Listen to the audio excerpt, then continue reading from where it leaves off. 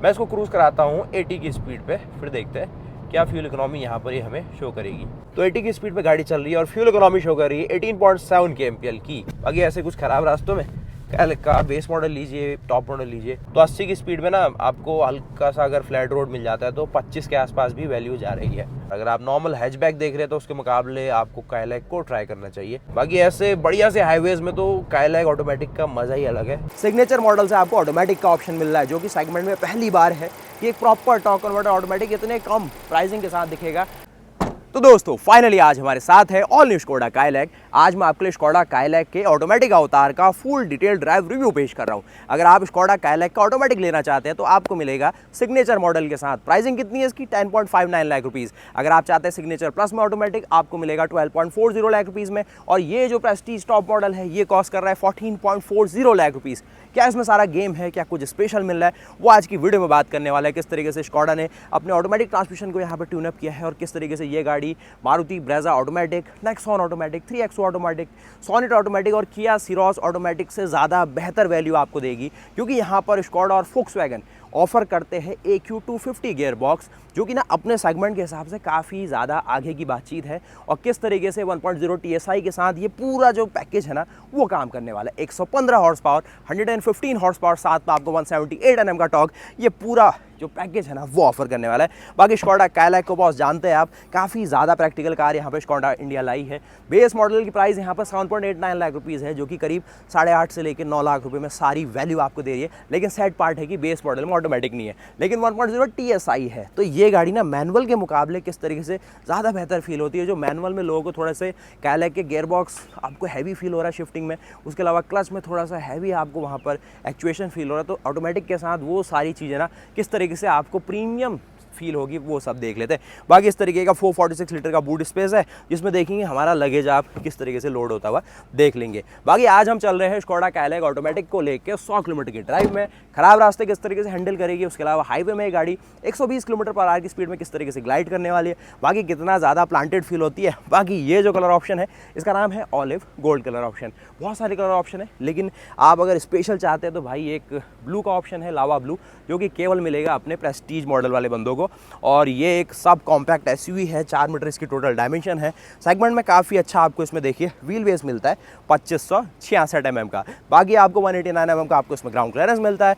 Front look से आप देखेंगे किस तरीके से ना एक यूनिक सी फिलॉसफी यहाँ पर स्कोडा लाई है, जो कि बिल्कुल सेम है भाई इनके पूरे लाइनअप को लेके। आप देखिए स्कोडा की कुशाक को, आप देखिए इनकी कोडियाक को, ऑक्टाविया को, मतलब ये स्कोडा की जानी पहचानी ग्रिल और ये प्रीमियम फ्रंट के लुक ना ये बनाते हैं एक प्रीमियम कॉम्पैक्ट SUV का पैकेज। आप कहेंगे भाई तारीफें बहुत कर रहे हो, क्या मामला है? तो आज की वीडियो में ना सब बताएंगे, क्या इसमें पॉजिटिव है, क्या कमियां है। अगर ऑटोमेटिक में कोई लैग है तो वो भी आपके सामने आ जाएगा। और अगर आप इसे पहाड़ों में लेना चाहते हैं या फिर थोड़ा सा ना हाईवे या फिर ऐसा कुछ आपको सोचना है कि भाई ये ऑटोमेटिक काम कर पाएगा या शहरों में चल पाएगा नहीं चल पाएगा, तो सीधे चलते इसके ड्राइव में और समझते हैं क्या स्पेशल है स्कोडा काइलैक 1.0 TSI ऑटोमेटिक के साथ। ध्यान रखना ये AQ250 सीरीज़ का ऑटोमेटिक है, जो अभी थोड़ा सा एक तरीके से ना अच्छा अपना इज्जत बना चुका है इंडिया में कि भाई लोगों को परेशान कम करता है। और साथ ही दोस्तों आपको दिखाते हैं स्कोडा काइलैक के इंजन बे में क्या क्या मिलेगा आपको।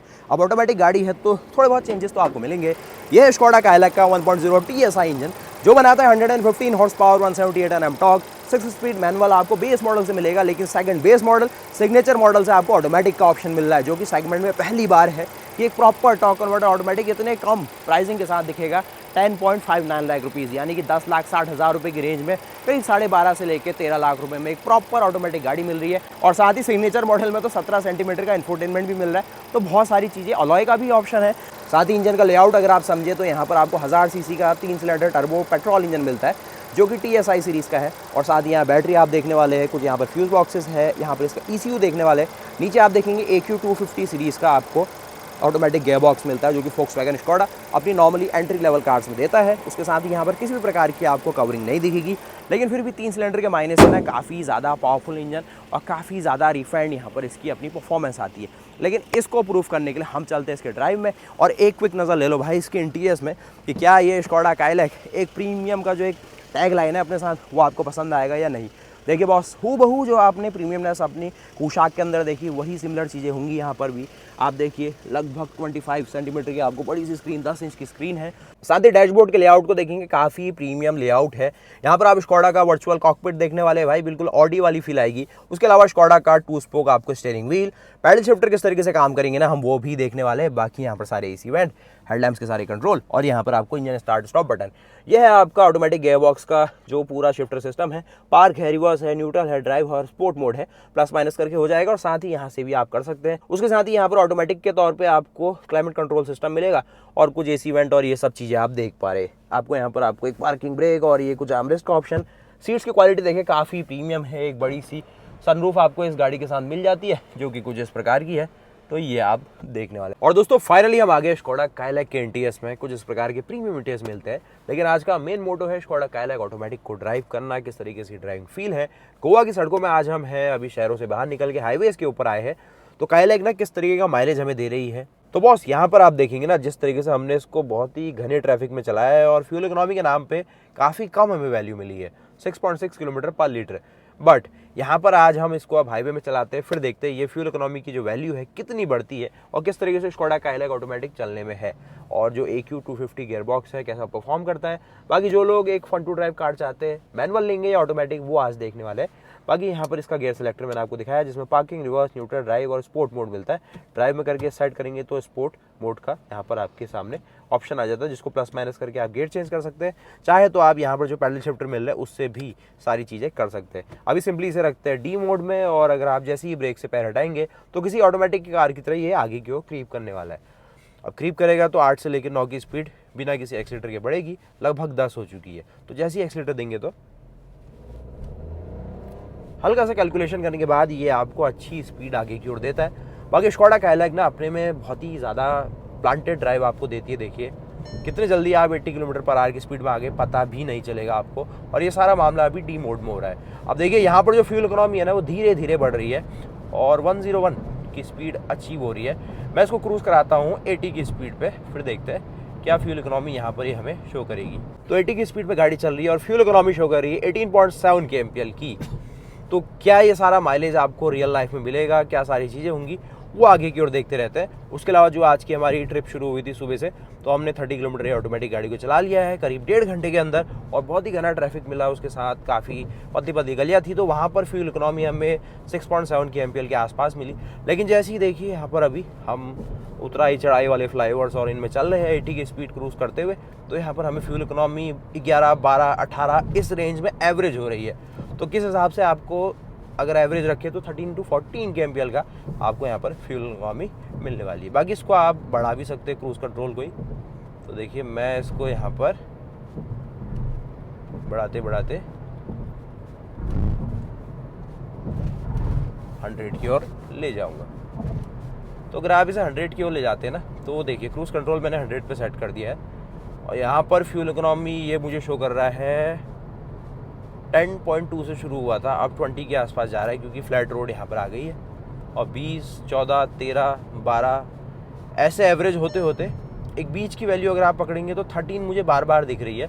तो 100 की स्पीड में गाड़ी अगर नॉर्मली ज़्यादातर चलेगी तो आपको 13 से लेके 15 का यहाँ पर फ्यूल इकोनॉमी रन देने वाली। जैसे ही आप ब्रेक प्रेस करेंगे क्रूज़ कंट्रोल यहाँ पर डीएक्टिवेट हो जाता है, और यहाँ पर इसको बंद करना है तो इस तरीके से जैसे पहले रैपिड और इन सब में आता था उसको आप बंद कर दीजिए, फिर एक्सीलेटर आप दे सकते हैं। बाकी स्पोर्ट मोड में आएंगे तो सिंपल है कि यहाँ पर आपके पास फिर ऑप्शन है कि मैनुअली आप शिफ्ट कर सकते हैं, या तो पैडल शिफ्टर से कर लीजिए या फिर आप इससे करेंगे। तो ये देखिए गियर्स को ड्रॉप करते जा रहा है, M3 में आ गया, M2 में आएगा, रेव्स बहुत ज़्यादा बढ़ गई है, और ये आप कर सकते हैं। तो M5 में है, और यहाँ पर चाहेंगे तो आप 6th गियर लगा के अपने अकॉर्डिंग चल सकते हैं। 6th गियर में हम चलते हैं 80 की स्पीड में।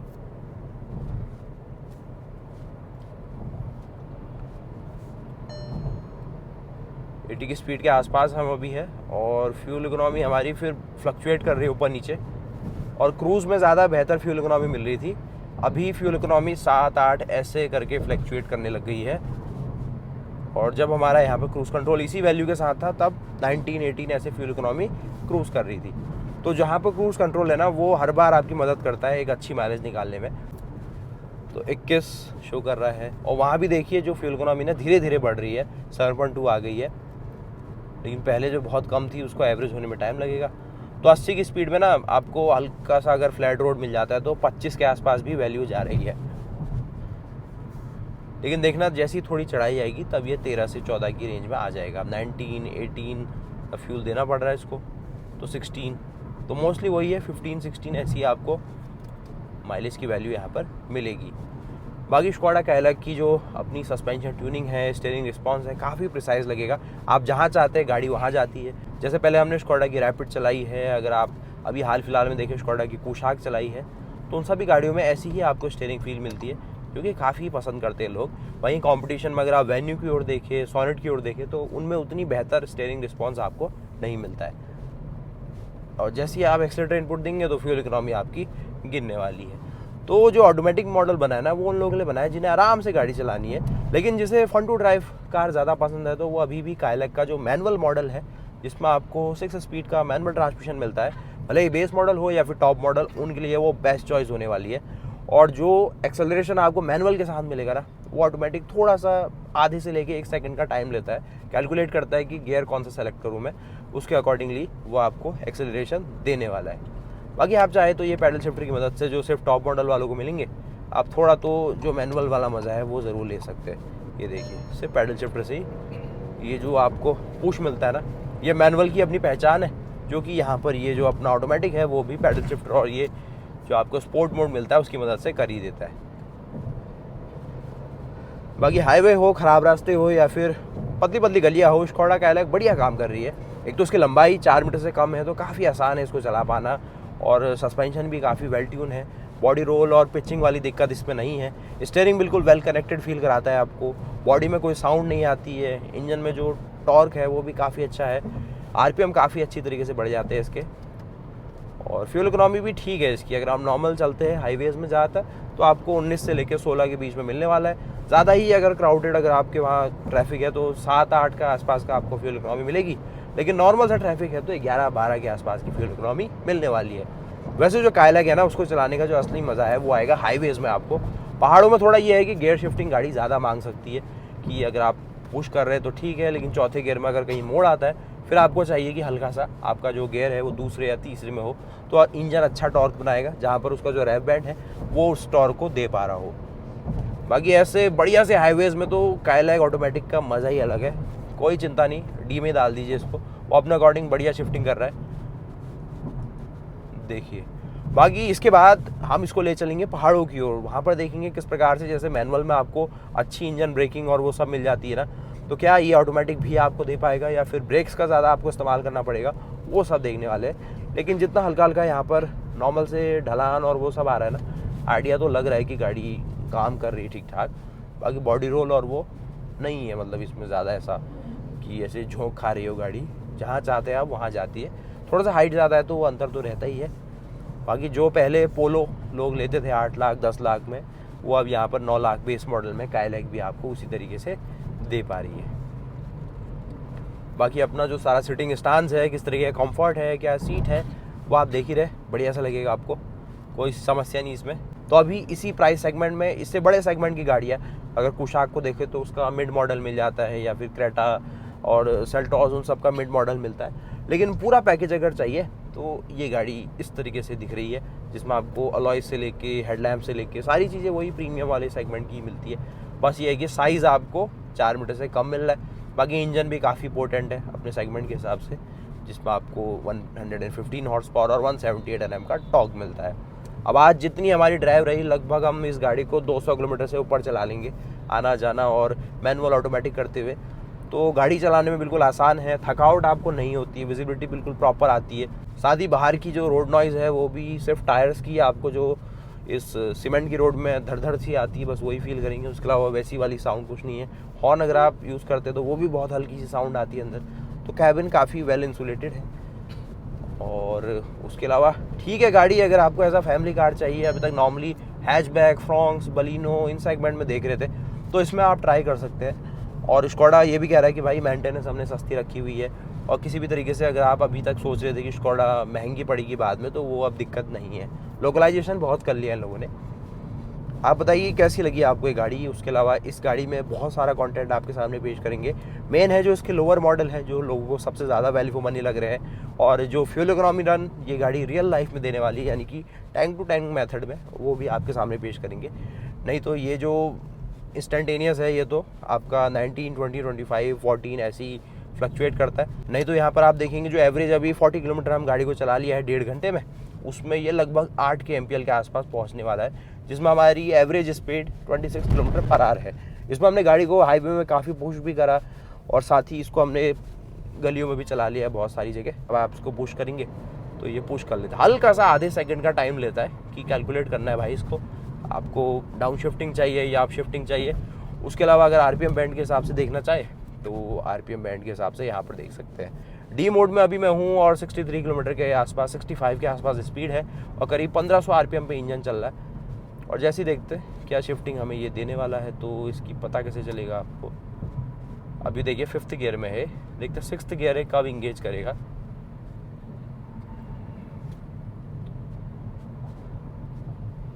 इसको धीरे धीरे पुश करते रहते हैं। गियरिंग इसकी काफ़ी टॉल है, और धीरे धीरे मतलब ये काफ़ी ऊपर तक अपने गियर्स को पकड़े रहता है, ज़्यादा शिफ्टिंग नहीं करता है। ये देखिए 80 की स्पीड में भी इसने अपना जो छठा गियर है वो लगा दिया। 80 के आसपास इसने अपना छठा गियर लगाया है, जिससे ये समझ आता है कि आपको ज़्यादा जल्दी इसमें गियर चेंज नहीं करने, थोड़ा सा गियर्स को होल्ड करना, नहीं तो आपको फिर लगेगा भाई टर्बो लैग है, परफॉर्मेंस नहीं मिल रही। तो वो सब चीज़ इसमें है। देखिए 90 की स्पीड में आराम से चल रही है, डी मोड में है, कोई मेहनत नहीं करनी है आपको। इंजन की कोई अननेसेसरी साउंड नहीं आ रही है। लगभग 1800 आरपीएम पे इंजन इसका चल रहा है, जिससे आराम से गाड़ी 100-120 के बीच में हाईवे में क्रूज कर सकती है। देखिए खड़ी चढ़ान सी आ गई, तो यहाँ पर देखते हैं M4 4th गियर इसने लगाया हुआ है, और आरपीएम लगभग यहाँ पर 2200 और इस रेंज में इसने मेंटेन किए हुए हैं। अब देखिए यहाँ पर इसने 4th गियर में ही है सारा, ये तो 1700 से लेके 2200 आरपीएम तक ये अच्छी टॉर्क वैल्यू आपको देती है, जिससे इंजन काफ़ी अच्छा पंच आपको फील कराएगा। ऐसा लगेगा कोई डीजल इंजन आप चला रहे हैं। बस ये कंडीशन है कि आरपीएम अच्छी खासी होनी चाहिए। अगर 1500 से नीचे आरपीएम है तो फिर आपको गियर चेंज करके डाउन शिफ्ट करना होगा, जिससे आपको टॉर्क दोबारा से अच्छा मिले। बाकी स्टीयरिंग काफ़ी प्लांटेड है, सस्पेंशन हल्के से आपको स्टेपर साइड में लगने वाले, लेकिन वो ज़रूरी भी है इस तरीके की कंट्रोलिंग और सेडान लाइक आपको जो कैरेक्टर चाहिए गाड़ी में वो दे पाने के लिए। ये देखिए पुश करेंगे तो ईजिली 120 और ये 115 के आसपास की स्पीड है, जो अपनी एक्सप्रेस वे की स्पीड है वो आराम से आ जाती है इसमें।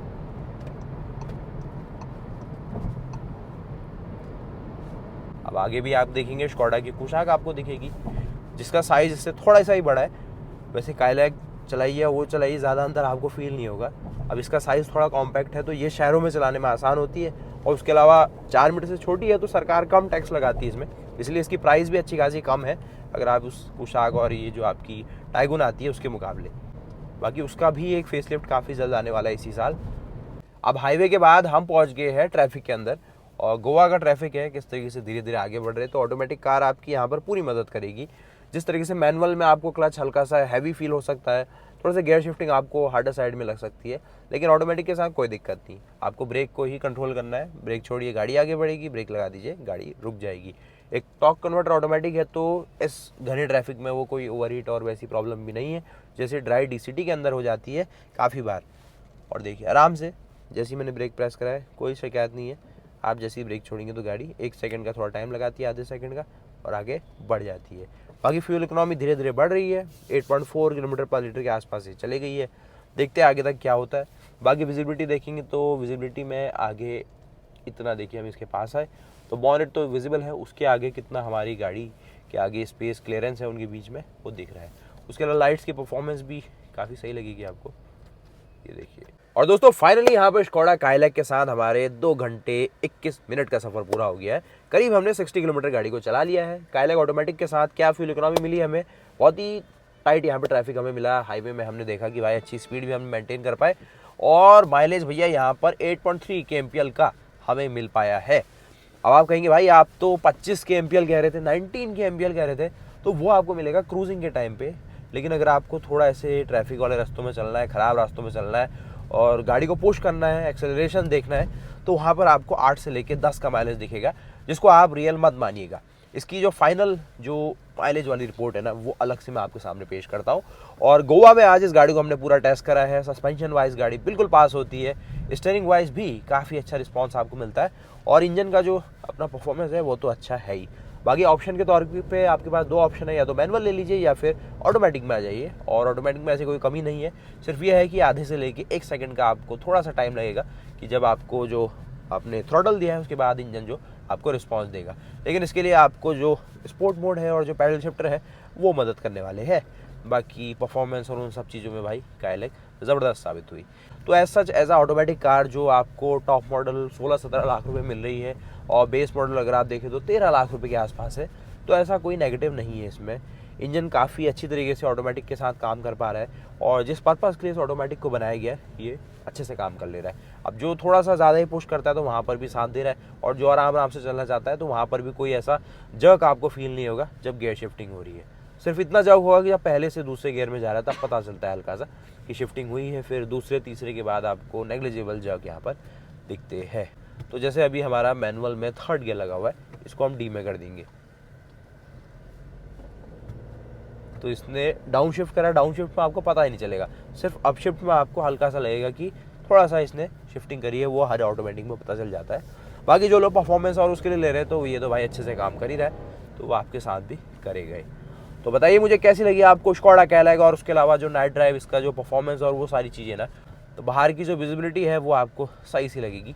और जिस तरीके से हाई बीम इंडिया में आजकल हल्को यूज़ कर रहा है, तो यहाँ पर अगर आप भी यूज़ करेंगे तो आप थोड़ा सा अपने आप को विजिबल रख पाएंगे रात के टाइम पे। ये देखिए ठीक सी है, आगे तक आपको दिख ही जाता है।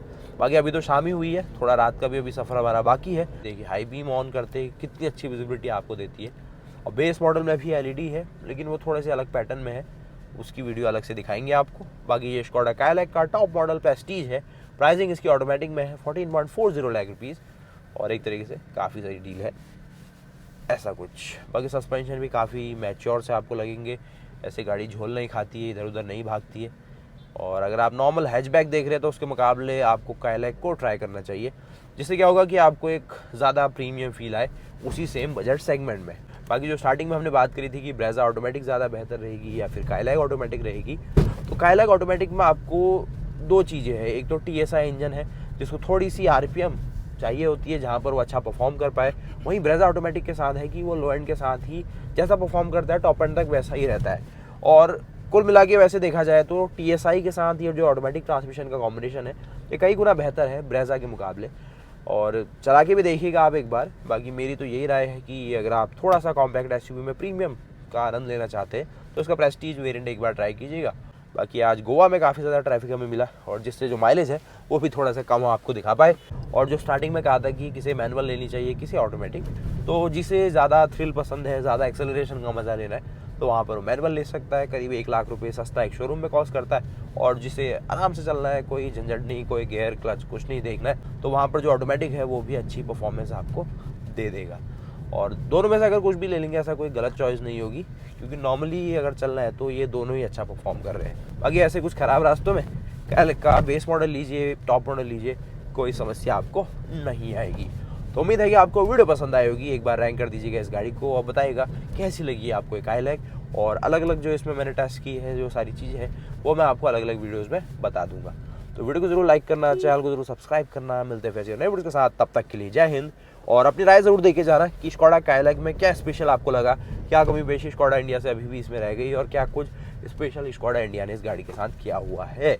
तो ये सब गोवा की गलियाँ भी है, ये भी एक बार देख लीजिए। देखिए ब्रेकर आया और आप क्रॉस हो गए। सुबह से जो आपसे कह रहा हूँ कि अननेसेसरी पिचिंग और वो दिक्कत नहीं आती इसके साथ, आराम से ऐसा बिल्कुल हॉट हैचबैक की तरह आप इसे कहीं से भी ले जा सकते हैं। देखिए अब हम अभी जा रहे हैं अपने रिजॉर्ट की ओर, और फिर उसके बाद हम बढ़ चलेंगे उत्तराखंड की ओर। ये देखिए बहुत ही ज़बरदस्त एक ब्रेकर और आया। अगर आप थोड़ा ज़्यादा स्पीड में ले आएंगे तब तो आपको थर्ड की साउंड आएगी, नहीं तो आराम से चल रहे हैं तो कोई समस्या नहीं है। तो बताना ज़रूर कैसी लगी स्कोडा काइलैक, ऑटोमेटिक लेने का विचार है या मैनुअल, ये भी कमेंट कर देना।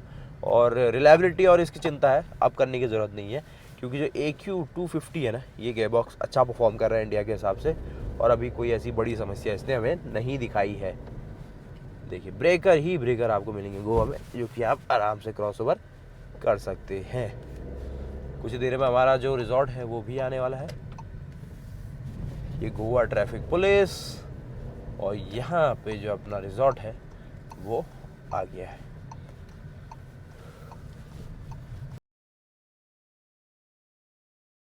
एक बार इसका एक टेस्ट और कर लीजिए, जो कि इसका देखिए माइलेज आ ही गया था, थोड़ा टाइम लगाया उसने।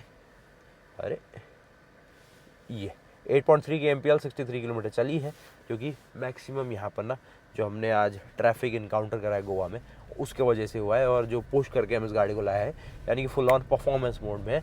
बाकी यहाँ पे जो इंस्टेंटेनियस माइलेज और वो सारी चीज़ें हैं ना, वो आपको दिख जाएगी। बहुत शानदार, बढ़िया।